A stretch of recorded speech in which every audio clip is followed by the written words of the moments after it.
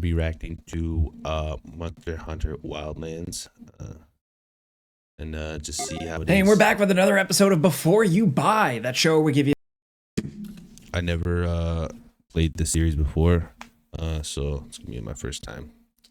some straight up gameplay and our first impressions of the latest games releasing. As usual, it's me, Jake, and today we're talking about Monster Hunter Wilds. What's up, Jake? This feels like the culmination of the new generation of Monster Hunter, really. It started with World, kind of was evolved with Rise, and now Wilds takes it all a few steps further in this big jam-packed game. So far, it seems great, with a couple of caveats. What you expect from Monster Hunter, but, you know, with some great creative additions, as well as some tweaks that hardcore fans might not like. We'll talk about that. Otherwise, I've been having a damn fun time here. Let's get into it. But first, of course, just so you know, I've been playing a review copy, and this footage was captured running on a PS5 Pro, and the footage and my impressions here are spoiler-free. Now, I say that because this Monster Hunter has a lot of story up front. You're a monster hunter here with like a big band of explorers checking out a new region when you stumble upon a child missing from their mysterious home. Of course, the big monsters that roam the land are acting weird, so it's up to you guys to explore, learn, and get to the bottom of things. Monster Hunter games have some story, yeah, but this one is pretty consistently paced and strings you along on this tale. At times, it gets a little bit too long-winded, but thankfully, it's got some quirky characters, some cool revelations, and essentially serves as a good way to introduce people to the complexities of Monster Hunter, sort of. A game where, of course, you kill 6 dinosaurs to make a new pair of pants out of them is actually more complicated than you'd expect.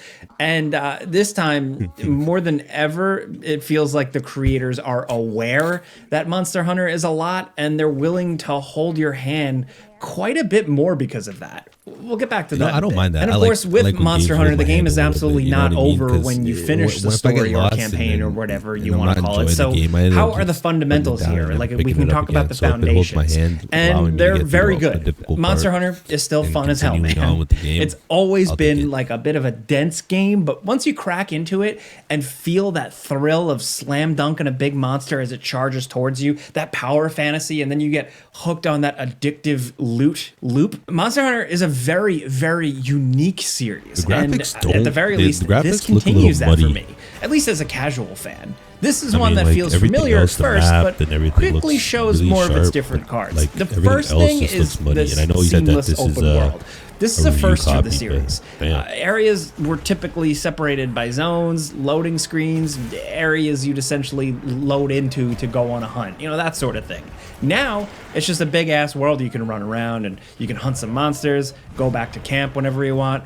Was the switch to full open world absolutely necessary? No, but it's still very nice to have. Everything open world this sounds like potentially a big change to the game's structure and formula if you know it, yeah, but it actually manages to feel distinctly Monster Hunter still, despite the change-ups. Victories still feel big and worth savoring, and there's still plenty of management and strategy. Now, not only at a town or a village, but also camps you can set up and then customize in the world. Here, you can plot your next course, you can craft, you can tweak your inventory, stuff like that. There's a lot of customization like this. Not only this camp-like thing down to the design of the tent, but also a really good character creator, of course, your Palico as well, and fully customizing your Sacred.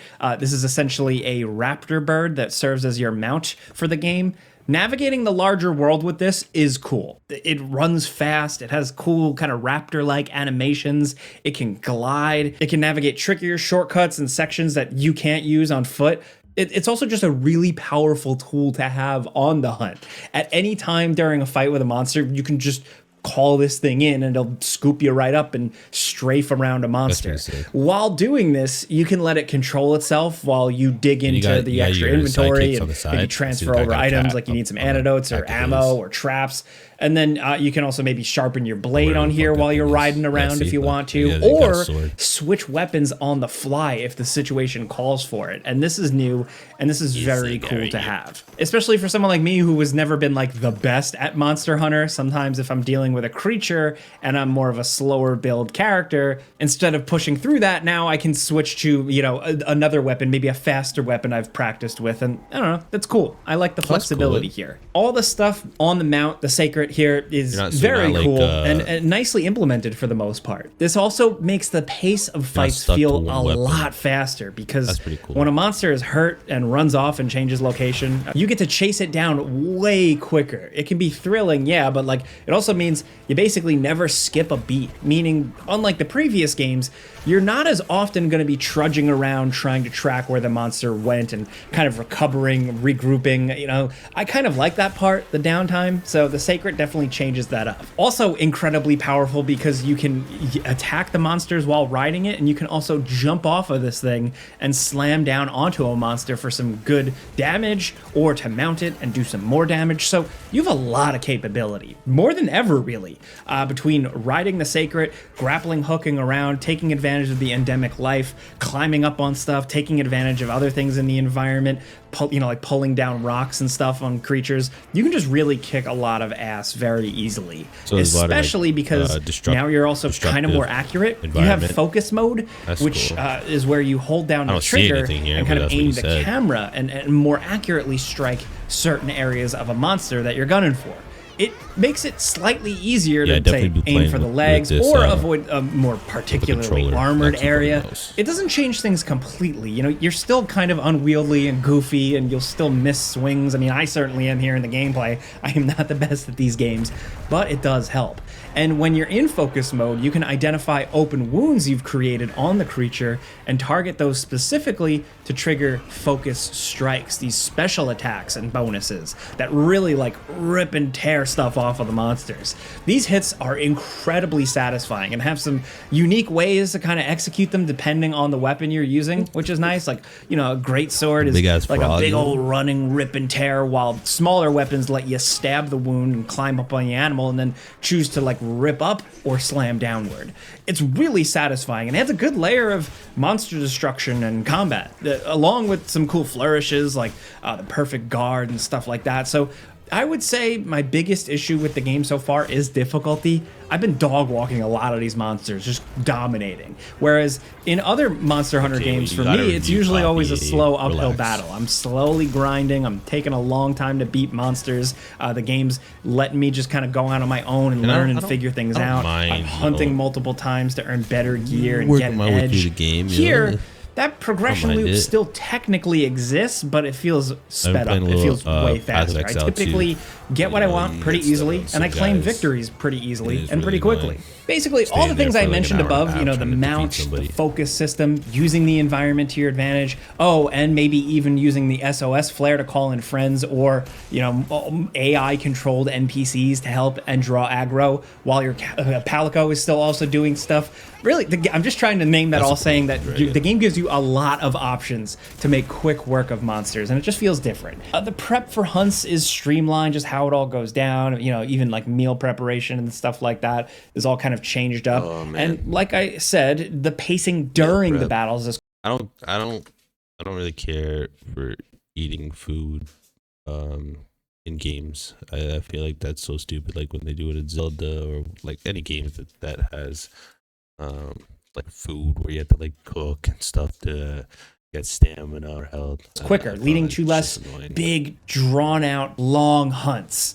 I've certainly had my ass handed to me a few times, but I've been finding this adventure way less challenging than Rise or World's main quests. I expect things to ramp up in the endgame, which unfortunately I can't speak to yet as to like what kind of legs that has, but endgame is important to the dedicated Monster Hunter crowds and people that play together in groups. There's more stuff to do, the conditions change, and the variations and change-ups are something that I can't speak to because I haven't seen it all. I think the hardcore Monster Hunter crowd comes to these games and plays them endlessly for the express lack of streamlining, the complications, the time dedication, the challenge. So I'm curious to see how that community takes to this one. But for me, as someone who, I'll admit, has just kind of always played through these adventures casually and had a good time, I've certainly had a good time here, but I wanted a bit more challenge. And I know some Monster Hunter fans can argue, well, the main story, the early quest thing is just enough to get you through and teach teach you everything, but still, just coming as someone who has played Worlds and Rise, like I found those way more compelling and challenging. But like difficulty concerns do not completely sour my experience though. The new monsters are really creative examples of outside the box thinking. You know, how these creatures react with their worlds and their environments is often tied nicely to their design. And you see some bizarre stuff. So now, even if I'm not getting one-shotted, like enemies still take a little while to learn like when to step away, when to dodge, when to block. But again, I can't express just like how cool the monster change-ups are. Gone are the basic T-Rex looking monsters. Now it's like over-the-top insane like Pokemon dragons and weird gross bug things, many of which are very memorable.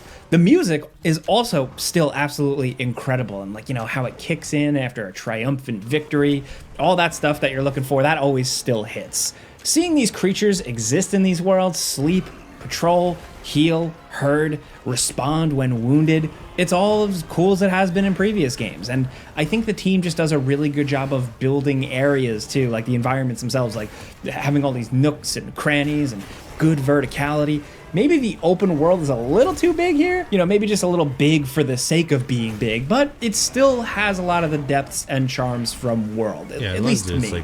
The game also does a good creative job of introducing weather patterns and essentially transforming some of these environments in really fun and satisfying ways. They change their look, but can also affect resources and how monsters appear and what they do. Also, a big part of the story is dedicated to explaining like the cultures and the monsters and how they react to the world changing and stuff. it is interesting if you care to pay attention to it. And performance-wise, on console, it is offered like a performance and fidelity mode, and I played on performance. Like it's nice having a solid frame rate that would only stumble sometimes for me, but the bigger problem is that some of the textures and environment lighting just stylistically does not look good. Some textures look so bland, they almost look low resolution, and some areas just come off really gray and drab, where they really shouldn't. Some of it is intentional because of the world and how it progresses after certain sequences, but you know, it still just doesn't look very good. I think they've gotten a lot of mileage out of the bones here, like the framework of these Monster Hunter games, but visually it seems like it's starting to all strain a little bit. Still, the positives here are the detailed character armors, the fur, the color palettes overall, and again, having a solid frame rate. I wasn't able to test multiplayer out too much, but it seems to have the full suite of features that you would want. You don't have to get too far into the game to be able to access these, thankfully, and you can create link parties to get friends in and just play as long as you want, and you can do this in the environment. You can also send out the SOS flares I mentioned earlier to just get help from some randoms. But me personally, as a single player gamer, I just tend to hunt solo more often than not, or at least me and my cat friend here. So again, this is where we come at Monster Hunter. I've always appreciated the series, but it clicked with me with World in 2018, and now I look forward to these games and hunting monsters. Where World was challenging and detailed, Wilds is faster, quirkier, more colorful, more customizable, and a little more story-oriented. I think there's a lot to enjoy here if you're a player like me, but if you play these games for hundreds of hours, your mileage may vary. I think time will tell, and I'd like to revisit this more in the future. But for now, this is a before you buy. You know how this goes by now. I give you some pros, some cons, and some personal opinions. And now I want to hear yours. This is dropping a couple of days before release, so I do want to know what you expect, what you're looking forward to, if this is going to be your first Monster Hunter or not. Let's talk about this series. Are you like me, you play them casually, or are you someone that has been like grinding away on your 3DS and Monster Hunter games for years? Let's talk about this stuff. Anything at all, let us know in the comments. And if you like this video, maybe, you know, hearing our first impressions and seeing the gameplay on screen here, maybe it, you know, steered your purchasing decision, clicking a like button helps us out. We appreciate that. And if you're new, consider subscribing, maybe hitting that notification bell, because we put out videos every single day. But as always, thanks for watching, and we'll see you guys next time.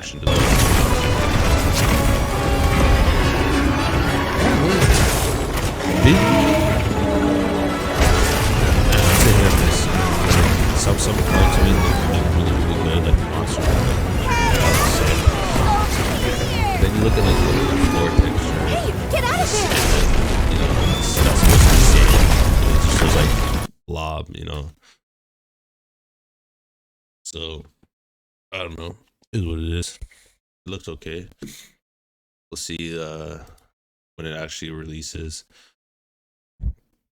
I'm excited for it. Like, yeah. We'll see on Friday, February 28th. Let's get it.